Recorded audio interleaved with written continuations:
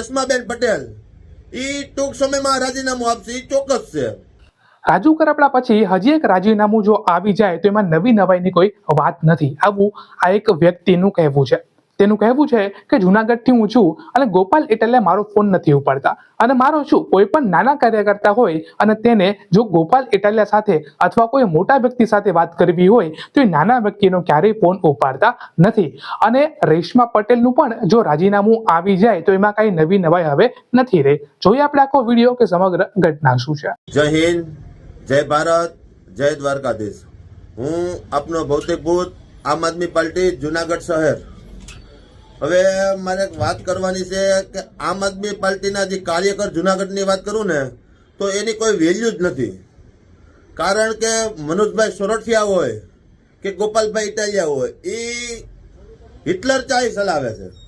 ટૂંક સમયમાં તો હું તમને કહું ને તો એ લોકો હિટલર ચાહી ચલાવે છે કે જે નાનામાં નાનો કાર્ય કરતા હોય એ આજ વર્ષની વચ્ચે મહેનત કરે છે તો એની કોઈ વેલ્યુ નથી.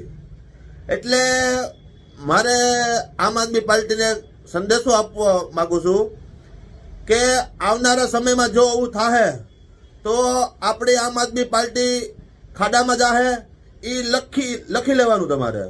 અને આજે આમ આદમી પાર્ટીની અંદર મહિલાઓનું કોઈ પ્રકારનું સન્માન જ નથી, જેના કરીને કહેવાય કે આપણા ગુજરાતના મહિલા અધ્યક્ષ રેશમાબેન પટેલ ટૂંક સમયમાં રાજીનામું આપશે, એ ચોક્કસ છે. અને જો કોઈ પાયાથી કામ કરતો હોય માણસ અને છેલ્લે ચૂંટણી આવે અને એને કામ આપવામાં ન આવે અને બીજાને ઊભા કરવામાં આવે તો આ ચલાવી દેવામાં નહીં આવે. આ પાર્ટીને નુકસાન છે, મોટામાં મોટું પાર્ટીને નુકસાન છે. અને બીજી મારે વાત કહેવાની કે ગોપાલભાઈ, આજે તમને ઘણા સમય તમે એક રિક્વેસ્ટ કરેલી છે તો તમે કોઈ ધ્યાન દેતા નથી. તમારા નજીકના વ્યક્તિના ફોન ઉપાડો છો, નાના માણસોના ફોન કોઈ ઉપાડતા નથી.